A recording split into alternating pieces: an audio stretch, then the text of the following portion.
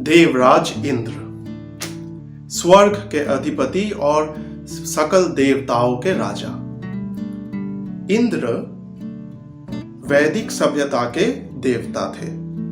अर्थात भारतवर्ष में जब वैदिक सभ्यता के समयकाल चल रहा था, उस वक्त उनका आविर्भाव हुआ था।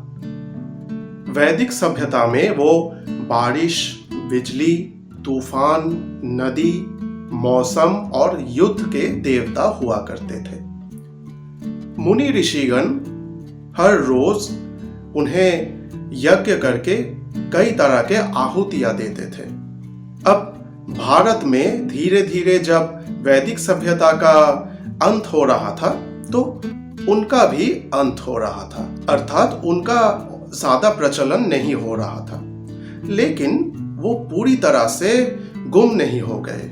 मेरा मतलब है, बाद में वैदिक सभ्यता के बाद में जब पौराणिक सभ्यता आए, जब पुराणों की कई तरह के कहानियां लिखे जा रहे थे, तब पुराणों में देवराज इंद्र कई बार, कई तरह से और कई जगह में आविर्भाव हो रहे थे। बाद में रामायण और महाभारत में भी वो कई बार आविर्भूत हो चुके थे।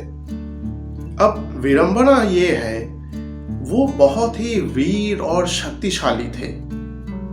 उनके वीरता और शक्ति प्रदर्शन के कई सारे कहानियां थे, लेकिन फिर भी उनके काम, क्रोध, लोभ, कामुकता, अहंकार ऐसे जैसे अवगुण के कहानी ज्यादा प्रचलित हो गए।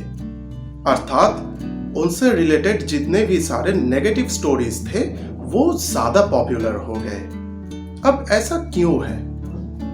उन्होंने वृत्रासुर का वध करके पूरे सृष्टि को एक भयानक विपत्ति के हाथ से बचाया था, लेकिन फिर भी इस तरह के कहानियां ज्यादा पॉपुलर नहीं हुए। लेकिन गौतम ऋषि के स्त्री अहल्याबाई के ऊपर उनका जो कामुक दृष्टि था, उनके जो कामुक हरकतें थे, ऐसे कहानियां ज्यादा पॉपुलर बन गए। अब सवाल ये उठता है कि इंद्रदेव ऐसा क्यों थे? अर्थात स्वर्ग के अधिपति होने के बाद भी, देवताओं के राजा होने के बाद भी वो इतने कामुक, क्रोधी, अहंकारी और लोभी क्यों थे? इसका कारण है इंद्र अर्थात इंद्रिय। इंद्र हमारे इंद्रियों को रिप्रेजेंट करते हैं। इंद्र यानी इंद्रियों के देवता। अब ये बात मैं हर बार हर जगह कहता रहता हूं। हमारे भारतीय सभ्यता में जो पौराणिक कहानियां होती है, उनको कभी लिटरली नहीं लेना चाहिए। हमारे पूर्वजों ने इन सारे कहानियों का लिखन इसलिए किया था ताकि हम इनके अंतर्निहित जो तत्व होता है, जो गहरा तत्व होता था, उन्हें समझ सके और अपने जीवन में प्रयोग कर सके। अब अगर हम थोड़ा सा गौर करें तो हमें समझ में आएगा। हमारे जितने भी सारे इंद्रिय है, वो हमें दिया गया है हमारे मंगल हेतु। लेकिन अगर हम इनका सही ढंग से प्रयोग ना करें, तो ये हमें बहुत मुश्किल में पहुंचा सकता है। जैसे कि हमारे जीव से हम किसी भी भोजन के स्वाद अनुभव करके कौन सा खाना ग्रहण करना ठीक है, कौन सा खाना वर्जन करना ठीक है, ये निर्णय ले सकते हैं। लेकिन यही जीव अगर किसी स्वादिष्ट भोजन को चख ले, तो हमें उत्साहित करता है उस भोजन को बार बार और अधिक परिमाण में लेने हेतु। अब ज्यादा कुछ भी अच्छा नहीं होता, कुछ भी अधिक अच्छा नहीं होता। ज्यादा खा लेने से या ज्यादा पी लेने से हम बीमार हो जाते हैं। देवराज इंद्र के इन कहानियों के माध्यम से हमारे पूर्वजों ने हमें यही शिक्षा देने की कोशिश की थी।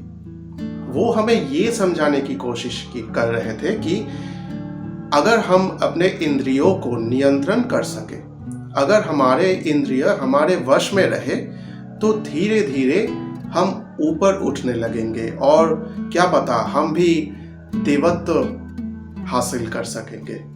लेकिन अगर उल्टा हो जाए, यानी कि इन सारे इंद्रियों ने हमें नियंत्रण करना शुरू किया, तो हम बहुत मुश्किल में पड़ जाएंगे और नीचे चले जाएंगे। अब शायद आप मुझसे ये पूछेंगे कि अगर कोई व्यक्ति इतना कामुक है, इतना अहंकारी है, इतना लोभी है, इतना क्रोधी है, अगर कोई व्यक्ति अपना इंद्रियों को नियंत्रण में नहीं ला सके, तो क्या जरूरत थी उन्हें देवराज बनाने की? सूर्यदेव, चंद्रदेव, वरुण देव, अग्निदेव, पवन देव आदि इतने सारे शक्तिशाली देवता और भी है, तो क्या इनमें से किसी को लेकर देवराज बनाना अच्छा नहीं होता? मेरा जवाब है नहीं, नहीं होता। थोड़ा गौर कीजिए। सूर्यदेव, चंद्रदेव, अग्निदेव, पवन देव, वरुण देव, इन सारे देवताओं के अस्तित्व हम कैसे अनुभव करते हैं? हमारे इंद्रियों के माध्यम से। जैसे कि सूर्यदेव है, ये हमें कैसे पता चलता है?